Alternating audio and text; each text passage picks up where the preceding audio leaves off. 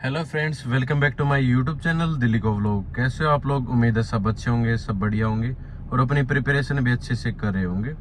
जो भी कैंडिडेट, जो भी बच्चे मेरे साथ काफ़ी टाइम से जुड़े हुए हैं, साल 2 साल से, उन लोगों को सभी को पता है कि जो भी इंफॉर्मेशन होती है यहाँ पर बिल्कुल ऑथेंटिक और जेन्युइन होती है, डायरेक्ट होती है। ठीक है, क्योंकि लास्ट टाइम मैंने जब दिल्ली पुलिस का एग्जाम हुआ था तब आप लोगों को बता दिया था कि आपके फिजिकल है वो जल्दी हो सकते हैं। तो जिन्होंने उन बातों को सीरियसली ले लिया था, उन्होंने अपनी फिजिकल की प्रिपरेशन स्टार्ट कर दी थी साथ में, और उसके बाद वो आज ट्रेनिंग पर है।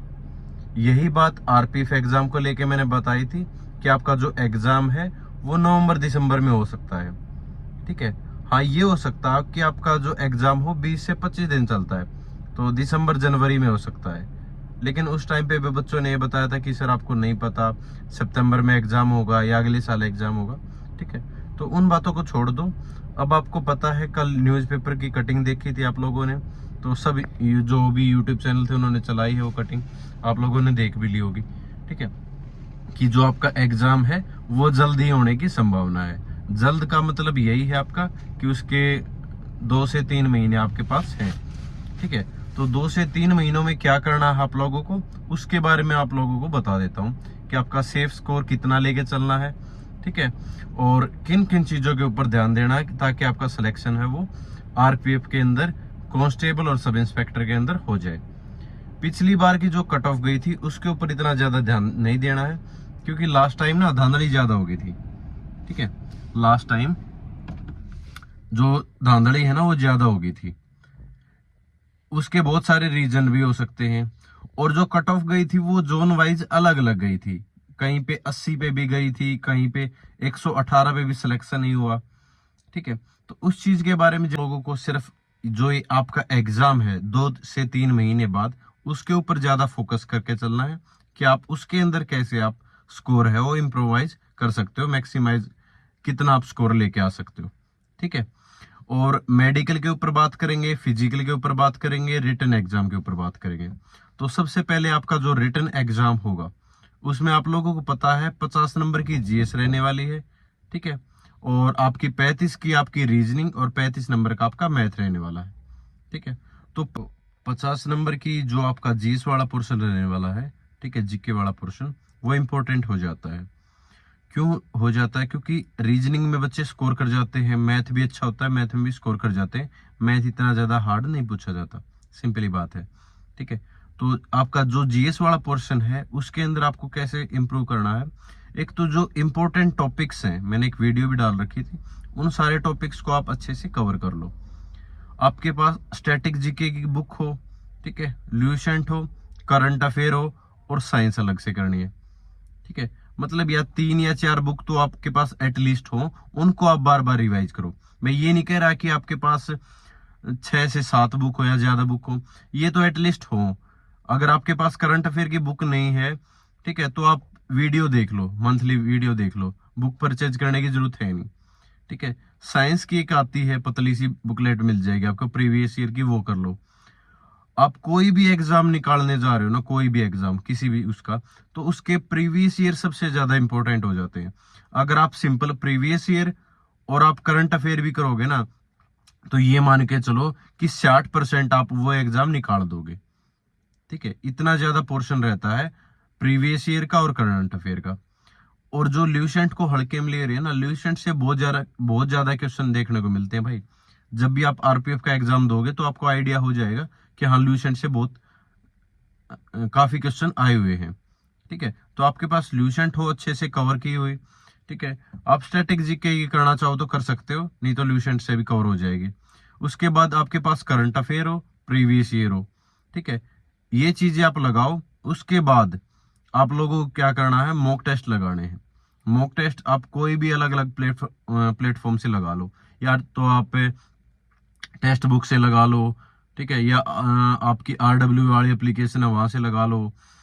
ठीक है, या फिर अड्डा 24 है वहां से लगा लो, ग्रेड अप है वहां से लगा लो।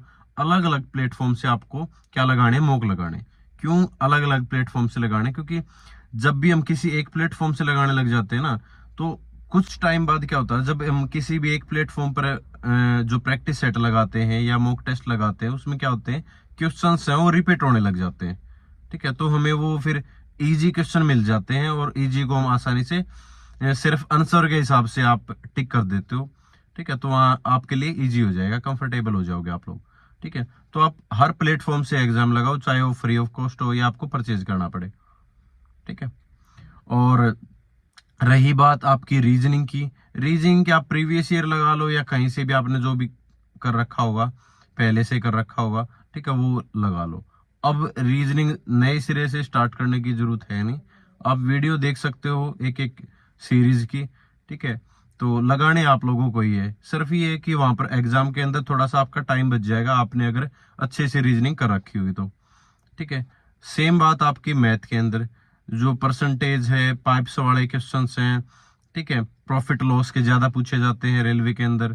ठीक है, इस तरीके से एक ट्रेंड सा है अर्थमेटिक का लगभग। ठीक है, आपका ये मान लो कि 90% आपको अर्थमेटिक ही देखने को मिलेगा, तो वो वाले सारे सारे क्वेश्चंस आप अच्छे से लगा लो, प्रैक्टिस लगा लो उनकी। ठीक है, तो अगर कांस्टेबल के बारे में बात करूं तो 90 के आसपास आपका स्कोर हो जाना चाहिए। ठीक है, अगर आपका 90 के आसपास स्कोर है, क्योंकि कंपटीशन यार हर साल बढ़ता जाता है, आप लोगों को ही पता है, साल एग्जाम नहीं निकाल पाओगे, अगले साल फिर आपको कंपटीशन और देखने को मिलेगा। और रेलवे का पता नहीं वो 2 साल के बाद वैकेंसी आए आरपीएफ की या 3 साल बाद आए, अब की बार 4 से 5 साल बाद आपकी वैकेंसी आई है, तो इसको जाने मत दो। ठीक है, अच्छी खासी ठीक ठाक वैकेंसी आपकी कांस्टेबल की, हाँ सब इंस्पेक्टर की आपकी कम वैकेंसी है बेशक, लेकिन हमें तो एक सीट चाहिए, सिंपली बात ये है। ठीक है, अगर आप सब इंस्पेक्टर की बात करूं मैं, अगर तो आपको 100 से प्लस नंबर चाहिए, मतलब 105 110, जितना भी ज्यादा आप स्कोर कर पाओ उतना चाहिए, क्योंकि आपकी लिमिटेड सीट है, कंपटीशन ज्यादा है, इसलिए आपको कम से कम ये तो मान के चलना होगा कि 105 110 अगर आपका स्कोर है, 110 तक, ठीक है, तो आप ठीक ठाक रेंज में हो। कांस्टेबल की बात करूं तो 90 प्लस आपका स्कोर हो जाना चाहिए भाई, 90 के आसपास। ठीक है, तो उसके लिए क्या करना होगा कि आपका रीजनिंग और मैथ के अंदर स्कोर नहीं कटना चाहिए।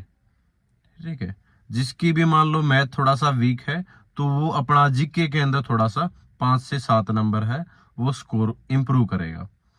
क्या होता है, हर बार कोई भी हम एग्जाम देते हैं, जो 5 से 7 नंबर होते हैं ना, उन्हीं के बीच में कंपटीशन होता है, कि 7 से 10 मान लो कि 7 से 10 नंबर के बीच में ही कंपटीशन होता है। और कई बार क्या होता है, जब भी हम किसी एग्जाम में बैठते हैं, कुछ क्वेश्चन हमें बिल्कुल इजी लगते हैं और उसको हम टिक, मतलब बिना ध्यान से पढ़े हुए वैसे ही टिक कराते हैं। ठीक है, और वहां पर हम गलती कर देते हैं कि ये तो आसान भी था और उस आसान को हम गलत भी कराए। जब हम घर आके देखते हैं कि ये तो इजी इजी, मेरे को 4 से 5 क्वेश्चन तो इजी क्वेश्चन गलत हो गए, और वहीं पर हम कट ऑफ से बाहर हो जाते हैं।